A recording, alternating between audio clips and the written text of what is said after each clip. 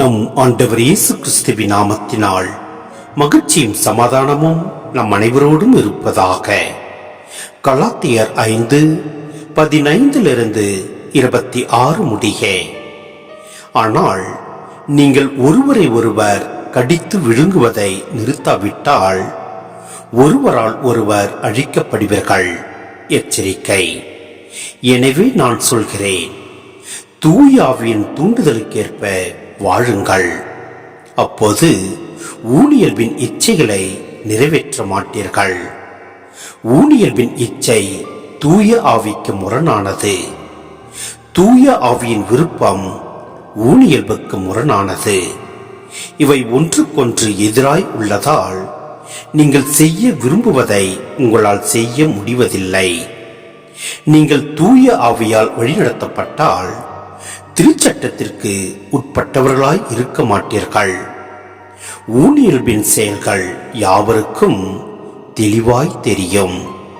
அவை பரத்தமை, கெட்ட நடத்தை, காமவெறி, சிலை வழிபாடு, பில்லி சூனியம், பகமை, சண்டை சச்சரவு, பொறாமை, சீற்றம், கட்சி மனப்பான்மை, பிரிவினை பிளவு, அழுக்காறு, குடிவெறி, கலியாட்டம் முதலியவை ஆகும்.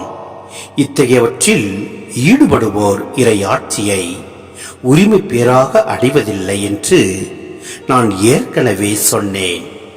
அதையே இப்போதும் மீண்டும் சொல்கிறேன். ஆனால் தூயாவின் கனியோ அன்பு, மகிழ்ச்சி, அமைதி, பொறுமை, பரிவு, நன்னயம், நம்பிக்கை, கனிவு, தன்னடக்கம் என்பவை ஆகும். இவை உள்ள இடத்தில் திருச்சட்டத்திற்கு இடமில்லை. கிறிஸ்து இயேசுவுக்கு உரியவர்கள் தங்கள் ஊனியல்பை அதன் இழி உணர்ச்சிகளோடும் இச்சைகளோடும் சேர்த்து சிலுவையில் அரைத்து விட்டார். தூயாவின் துணையால் நாம் வாழ்கிறோம். எனவே அந்த ஆவி காட்டும் நெறியிலேயே நடக்க முயல்வோம். வீண் பெருமையை தேடாமலும், ஒருவருக்கொருவர் எரிச்சல் ஊட்டாமலும், ஒருவர் மீது ஒருவர் பொறாமைப்படாமலும் இருப்போமாக. சிந்தனை. புதிய படைப்பின் ஒரே சட்டம் அன்பின் வழியால் செயலாற்றும் நம்பிக்கையே. இது சட்டம் தொண்டும் செயல்களுக்கு எதிரானது. நம்பிக்கை என்பது கடவுளை பற்றிய ஒரு சொந்த கருத்துறுதியோ, செயலற்ற ஓர் அமைதி நிலையோ அல்லது கிறிஸ்துவ கோட்பாடுகளில் ஒருவர் காணும் தெளிவோ அல்ல. இயேசு கிறிஸ்துவில் நாம் வைத்துள்ள நம்பிக்கை நம் செயல்களில் வெளிப்படும் அன்பினால் உறுதிப்படுகிறது, உணரப்படுகிறது.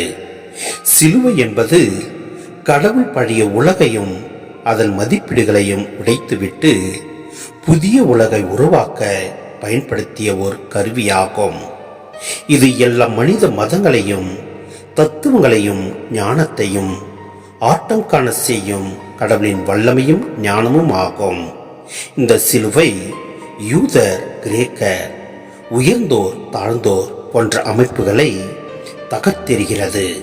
பிறருக்கு எதிராக இழைக்கப்படும் ஒவ்வொரு அநீதிக்கும் இது தடை விதிக்கிறது. எனவே பலர் இதை தடையாகத்தான் பார்க்கின்றனர். ஆம், நம் ஆண்டவர் நம்மை மீட்பு பெற செய்வதற்காக இச்சிலுவையை ஏற்றுக்கொண்டார். எனவே அன்பின் வழியில் தூய ஆவின் கனிகளை பெற்றோராய் வாழ்வோம். எல்லாம் அல்ல இறைவன் நம்மை நிறைவாய் ஆசீர்வதிப்பார். ஆமென்.